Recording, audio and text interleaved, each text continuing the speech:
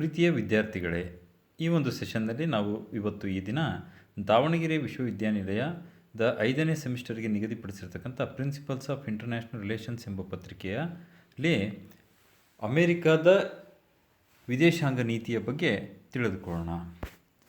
ನಮಗೆಲ್ಲ ಗೊತ್ತಿರೋ ಹಾಗೆ ಅಮೇರಿಕಾ ವಿದೇಶಾಂಗ ನೀತಿಯು ಅಮೇರಿಕ ಒಂದು ಬಹು ಶಕ್ತಿಶಾಲಿ ರಾಷ್ಟ್ರ. ಹಾಗಾದರೆ ಈ ದೇಶವು ಇತರೆ ರಾಷ್ಟ್ರಗಳೊಂದಿಗೆ ಹೇಗೆ ಸಂಬಂಧವನ್ನು ಹೊಂದಿದೆ, ಅದರ ಗುರಿ ಉದ್ದೇಶಗಳೇನು ಅಂತಕ್ಕಂಥದ್ದನ್ನ ತಿಳ್ಕೊಳ್ಳೋದು ಬಹಳ ಪ್ರಮುಖವಾಗಿರ್ತಕ್ಕಂಥದ್ದು. ಅಂದರೆ ಇವತ್ತು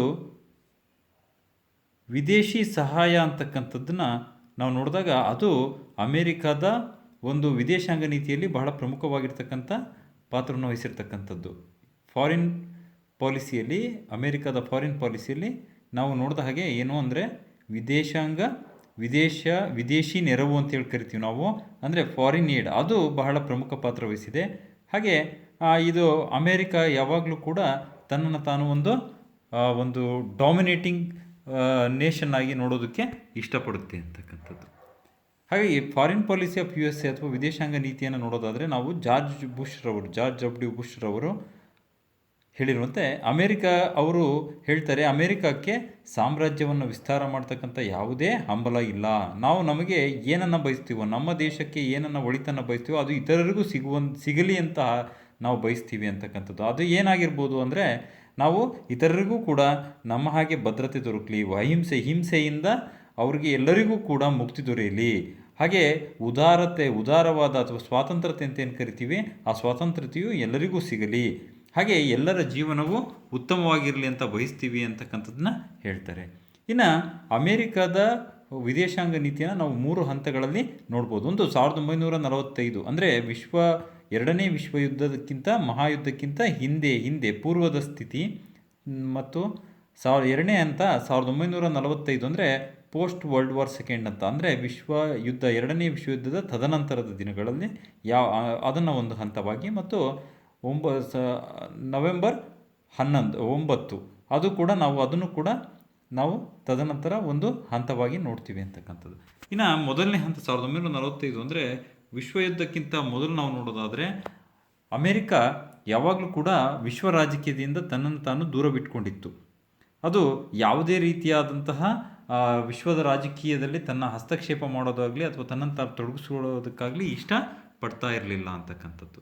ಹಾಗೆ ಯಾವುದೇ ನಮಗೆ ಟೆರಿಟೋರಿಯಲ್ ಬೆನಿಫಿಟ್ಸ್ ಅಂತ ಕರಿತೀವಿ, ನಮಗೆ ನೋಡ್ರಿ, ಯಾವುದೇ ಯುದ್ಧಗಳು ನಡೆದಾಗ ನಾವು ವಿಶ್ವಯುದ್ಧದಲ್ಲಿ ನೋಡ್ಬೋದು, ತದನಂತರ ನೋಡ್ಬೋದು, ಯುದ್ಧಗಳು ನಡೆದಾಗ ಏನಾಗ್ತದೆ ಅಂತ ಹೇಳಿದ್ರೆ, ಜಯಶಾಲಿಯಾದಂಥ ರಾಷ್ಟ್ರಗಳು ಯಾವುದೇ ರಾಷ್ಟ್ರವನ್ನು ಸೋಲಿಸಿರ್ತೋ ಅಂಥ ರಾಷ್ಟ್ರಗಳನ್ನು ಹಂಚ್ಕೊಳ್ತಕ್ಕಂಥದ್ದು ನಾವು ನೋಡ್ತಾ ಇದ್ವಿ. ಆದರೆ ಅಮೇರಿಕದ ಏನಾಗಿತ್ತು ಅಂತ ಹೇಳಿದ್ರೆ, ಅದರ ಒಂದು ನೀತಿ ಯಾವುದೇ ರೀತಿಯಾದ ಇಂತಹ ಆರ್ಥಿಕವಾದಂತಹ ನಮಗೆ ಅವಕಾಶಗಳು, ಆರ್ಥಿಕ ಬೆನಿಫಿಟ್ಸ್ ಆಗಿರ್ಬೋದು ಅಥವಾ ಟೆರಿಟೋರಿಯಲ್ ಬೆನಿಫಿಟ್ಸ್ ಅಂತೀವಿ, ಯಾವುದೇ ಜಾಗಗಳನ್ನು ನಾವು ಸ್ಥಳಗಳನ್ನು ಆಕ್ರಮಣ ಮಾಡ್ಕೊಳ್ತೇವೆ ಅಥವಾ ಅದರಿಂದ ಪ್ರಯೋಜನ ಪಡಿತಕ್ಕಂಥ ಉದ್ದೇಶವನ್ನು ಅದು ಹೊಂದಿರಲಿಲ್ಲ ಅಂತಕ್ಕಂಥದ್ದು ಅಂತ ನಾವು ನೋಡ್ಬೋದು. ಹಾಗೆ ಅಮೇರಿಕ ಯಾವುದೇ ರೀತಿಯಾಗಿ ಕೂಡ ನಮಗೆ ಬೇರೆ ದೇಶಗಳಿಂದ ಯಾವುದೇ ರೀತಿಯಾದಂತಹ ಅನುಕೂಲಗಳನ್ನು ಬಯಸಿರಲಿಲ್ಲ, ತನ್ನನ್ನು ತಾನು ಒಂದು ಐಸೋಲೇಷನ್ನಲ್ಲಿ ಇಟ್ಕೊಂಡಿತ್ತು, ಯಾವುದೇ ರೀತಿಯ ವಿಶ್ವ ರಾಜಕೀಯದಲ್ಲಿ ತನ್ನನ್ನು ತೊಡಗಿಸ್ಕೊಳ್ಳೋದಕ್ಕೆ ಇಷ್ಟಪಡ್ತಾ ಇರಲಿಲ್ಲ ಅಂತ. ಇನ್ನು ನೈತಿಕತೆ ಮತ್ತು ಪ್ರಜಾಪ್ರಭುತ್ವದ ತತ್ವಗಳಿಗೆ ಹೆಚ್ಚಿನ ಆದ್ಯತೆಯನ್ನು ಕೊಟ್ಟಿತ್ತು ಅಂತಕ್ಕಂಥದ್ದು. ಅಂದರೆ ಅಮೇರಿಕಾದ ವಿದೇಶಾಂಗ ನೀತಿಯಲ್ಲಿ ಈ ಮೌಲ್ಯಗಳು, ಅಂದರೆ ನೈತಿಕ ಅಂಶಗಳು ಮತ್ತು ಪ್ರಜಾಪ್ರಭುತ್ವದ ತತ್ವಗಳಿಗೆ ಹೆಚ್ಚಿನ ಆದ್ಯತೆ ಇತ್ತು.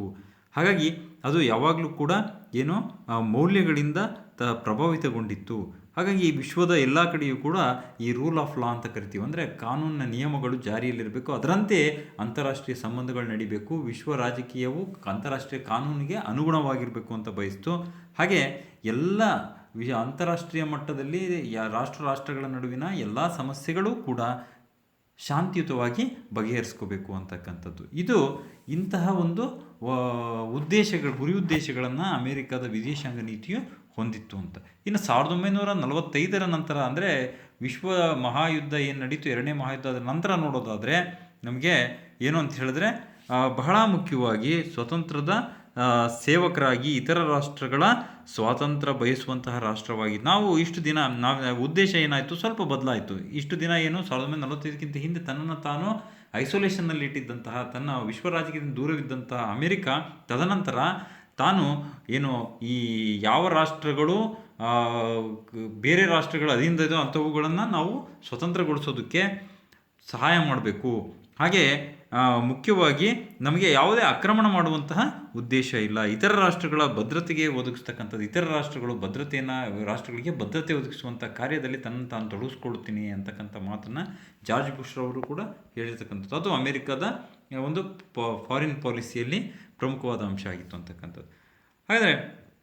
ಹಾಗೆ ನೋಡಿ, ಬದಲಾದ ಸನ್ನಿವೇಶಗಳಲ್ಲಿ ಇಡೀ ವಿಶ್ವವು 2 ಧ್ರುವಗಳಾಗಿ ಮಾರ್ಪಡ್ತು. ಅಂದರೆ ಶೀತಲ ಸಮರದ ಅಂದರೆ 1945ರ ನಂತರ 2 ಮಹಾನ್ ಶಕ್ತಿಶಾಲಿ ರಾಷ್ಟ್ರಗಳ ಉಗಮ. ಅಂದರೆ ನಾವು ನೋಡ್ತೀವಿ, ಅದು ಒಂದು USA ಬಣ, ಇನ್ನೊಂದು ಸೋವಿಯತ್ ರಷ್ಯಾ USSR ಬಣ.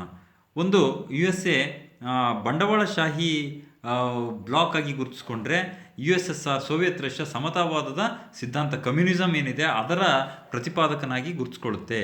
ಹಾಗೆ ಮಧ್ಯದಲ್ಲಿ ಇನ್ನೊಂದು ಕಡೆ ಈ ಬ್ರಿಟನ್, ಜರ್ಮನಿ, ಫ್ರಾನ್ಸ್, ಜಪಾನ್ ಇವೆಲ್ಲವೂ ಕೂಡ ಏನಾಗಿದ್ವು ಅಂತ ಹೇಳಿದ್ರೆ, ವಿಶ್ವದ ಯುದ್ಧದ ಸಂದರ್ಭದಲ್ಲಿ ಅಪಾರವಾದಂತಹ ಆಸ್ತಿ ಪಾಸ್ತಿ ಆಗಿರ್ಬೋದು, ಅವುಗಳ ಒಂದು ಶಕ್ತಿ ಆಗಿರ್ಬೋದು, ಮಿಲಿಟರಿ ಶಕ್ತಿ ಎಲ್ಲವೂ ಸಾವು ನೋವುಗಳನ್ನು ನೋಡೋದ್ರಿಂದ ಸಾಕಷ್ಟು ಹಿನ್ನಡೆಯನ್ನು ಅನುಭವಿಸಿದ್ವು. ಹಾಗಾಗಿ ಅವು ತಮ್ಮ ದೇಶಗಳನ್ನು ಮತ್ತೆ ನಿರ್ಮಿಸ್ಕೊಳ್ಳೋದಕ್ಕೆ ಪ್ರಯತ್ನ ಪಡ್ತಾ ಇದ್ವು ಅಂತ. ಹಾಗೆ ಇಂಥ ಸಂದರ್ಭದಲ್ಲಿ ಅಮೆರಿಕ ಮತ್ತು ಸೋವಿಯತ್ ರಷ್ಯಾ 2 ಬಣಗಳಾಗಿ ಮಾರ್ಪಡ್ತವೆ. ಆ 2 ಬಣಗಳ ನಡುವೆ ತಿಕ್ಕಾಟ ನಡೆಯೋದನ್ನು ನಾವು ನೋಡ್ತೀವಿ ಅಂತಕ್ಕಂಥದ್ದು. ಹೀಗೆ ಇದು ಅಮೆರಿಕ ಹೆಚ್ಚಿನ ರೀತಿಯಲ್ಲಿ ತನ್ನನ್ನು ತಾನು ವಿಶ್ವ ರಾಜಕೀಯದಲ್ಲಿ ಗುರುತಿಸ್ಕೊಳ್ಳೋದಕ್ಕೆ ಈ ಸಂದರ್ಭದಲ್ಲಿ ಮುಂದೆ ಬರುತ್ತೆ ಅಂತಕ್ಕಂಥದ್ದನ್ನು ನೋಡ್ಬೋದು. ಇಷ್ಟು ಈ ಸೆಷನ್ನಲ್ಲಿ ನಾವು ತಿಳ್ಕೊಂಡಿದ್ದೀವಿ. ಎಲ್ಲರಿಗೂ ಧನ್ಯವಾದಗಳು.